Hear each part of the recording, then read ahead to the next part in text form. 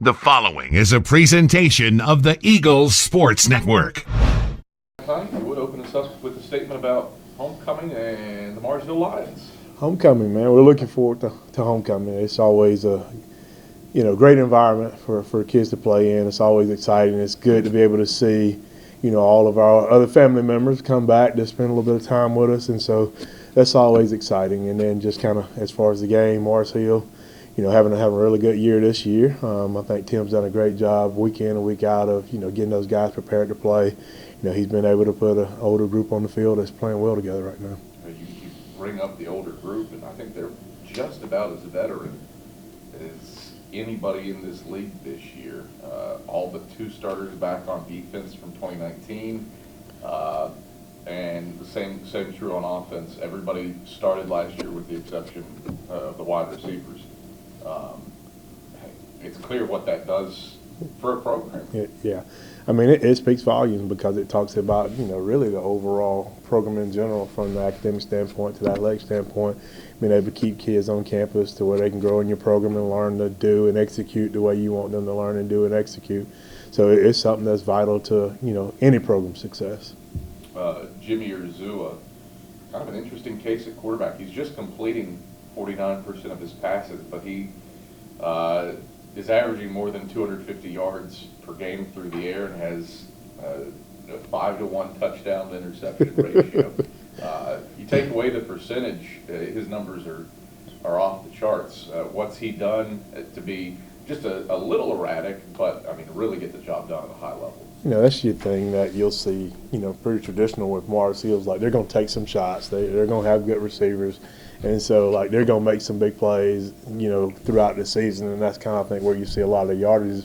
But at the same time, he's really kind of been a steady Eddie. He's been able to find those guys. He's been able to put the ball, where it needs to be when it counts.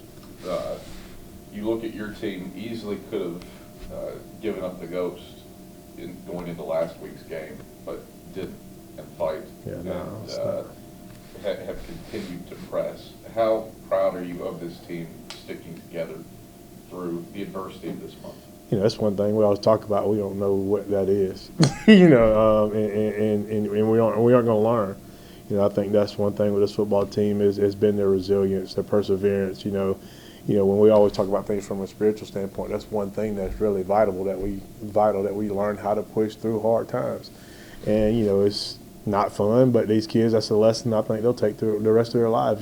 Regardless of circumstances, we'll be optimistic. We'll try to be optimistic as well, and try to find the positives in things and continue to work to make it better so that it doesn't get any worse, and we can at some point, reach the milestone we want to reach.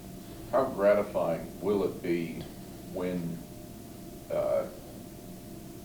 they can see some of the fruits of their labors beyond, hey, your steps were right in this play? Yeah, I think it'll be really gratifying. I think, whenever you work so hard at something, like, you want to see, like, that success. And so, I don't really know how they're going to respond. Hopefully, we'll respond in a way that's going to be enthusiastic and exciting. But, that's one thing we talked about yesterday, too, is, like, getting to the point where, what do we really expect? Like, we're not going into a football game thinking, like, okay, things aren't going to go well.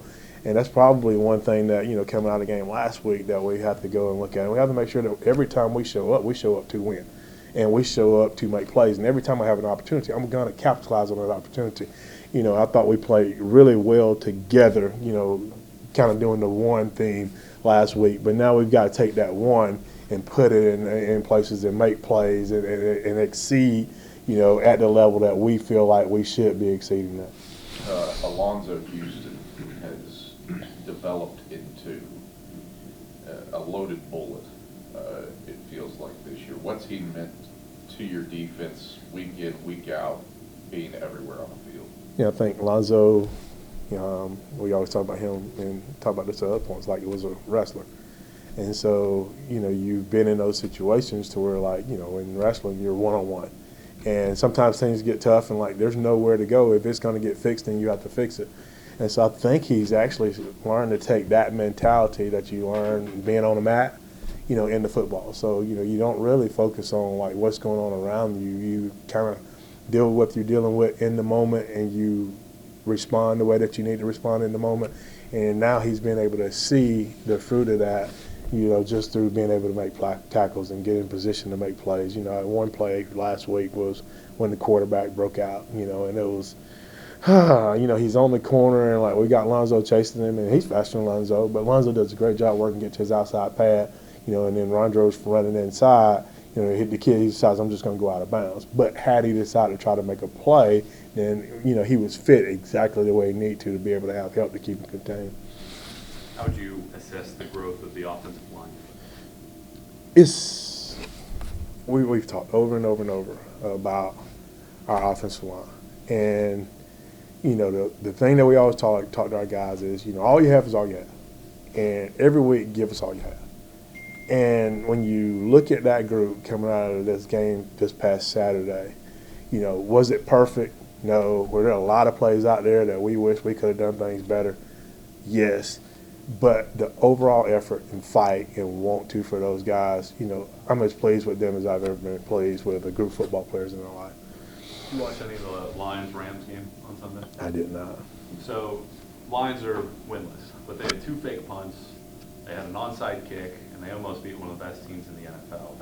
Is there a message to your team right now that we're playing a little bit with house money? Yes, we haven't won a game, but we're still trying hard, but it's time potentially to just let it all rip rather than sit there and start processing everything and just go out there and play good football? That's what we talked about yesterday in our meeting. This is, I'm not going to get into all of it, but, there is a point that you get to that point. It's like we're running out of time.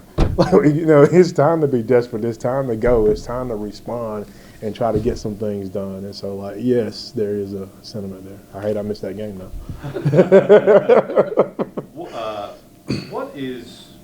What are a few goals that you want to see your team have over the final 3 weeks of the year? I think you want to see us, begin number one, make plays that we should make, and then you want to see us to begin to excel beyond that. Go beyond expectations and make some plays that you look at them and you kind of like a couple wild plays. You look at 2 plays that were made late in that game last week by Newberry, and it's just like, man, those are really good plays on 3rd down, and I believe we had a capability of doing that, and so you want to see our guys really reach and strain and go out there and get that. I mean, of course, we want to win. We wouldn't do this every day if we didn't want to win. But, and then just go play, with a sense of what you talked about, desperation without losing our composure. And losing everything around us. And I think that's one big thing is being able to see the 2 of those come together. Us to be able to play at high level with high emotion and at the same time be able to control ourselves and do what we need to do. Feels like you guys have not gotten a break all year. I think Braxton Westfield tripped over his shoes. Instead of it being a touchdown, he could have gone up 10-0. And then Newberry has some of the reserves in, and they make 3 diving, incredible catches on one of their final drives of the game. How do you handle that as a coach when your players potentially sense we're doing everything right, but the ball has not bounced our way? We can't. Only thing we can do is, be where we're supposed to be when we're supposed to be there. And it's amazing how many times when you do that, the ball winds up bouncing your way. And so there's a lot of that we've got to make sure that we can continue just to go do the little things. And that's just watching us on film to where we're getting better, but like that advanced level play, we still aren't there yet. And so you want to get to that point. And I think once we get to that point, then we'll see a little bit more things just kind of click and fall into our corner. But we've got to get to that level. We've got to grow to that point. Is it fair to say your kickoff units have hit that level? I think our kickoff return for sure is they're just a fun group. We talk about them over and over and over again, but they're a fun group. Just going in and Coach Goss was on one of the guys hey, you ever pick that up or you're gonna get fired, and he took that personal because he really wants to be on that unit, and so that desire and that want to for that unit, and then there's talent on the back end that helps. And so, we got Dudley and a couple guys back there to where if you do give them a crease, and those guys know that they have a chance to score. And so, that part of it's been fun to watch them. It's still a marvel that all of this has occurred for much of the season without Devon Moore, with him injured. How proud are you of a next man up mentality? This is still going to be a really great unit, even without the fastest man in college football. you know, sometimes it's like that's one thing that you do like with young football teams. It's like, you know, they don't look around and be like, oh, well, that guy's going, this guy's going. It's like, oh, I get to play. You know, I get an opportunity, and then it's just go out and try to respond accordingly. And so that's one big positive with this year. We get a lot of guys that's had an opportunity to get on the field and play and kind of see where they're at. And, you know, in a sense, you know, it's where you're talking about the playing with the house money thing. You know, that's kind of where they are. And, you know, like now, you know, let's let it go and go play. Marsville, one of the big improvements that they've made over the last year is that, or 2 years really, go back to 2019, is their defense. They were giving up near 400 yards a game in 2019. Now that's a shade over 300. Only 57 yards per game allowed on the ground.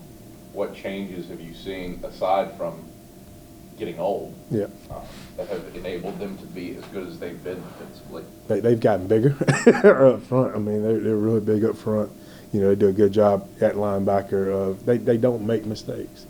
You know, and that's a critical thing in football. You know, we talk about Lonzo being a wrestler. You know, I remember when I first started wrestling, you know, we would go watch Rock Hill High School in South Carolina. It was really good. And so you watch them wrestle, like, they really don't do anything phenomenal. Like, what is the deal? Like, what makes them so good?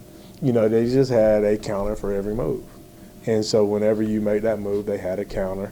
And so I think that's one thing that you see, you know, in Mars Hill right now. It's just like they don't make mistakes. You know, they don't do it a whole lot, but what they do well, and they just don't make mistakes right now.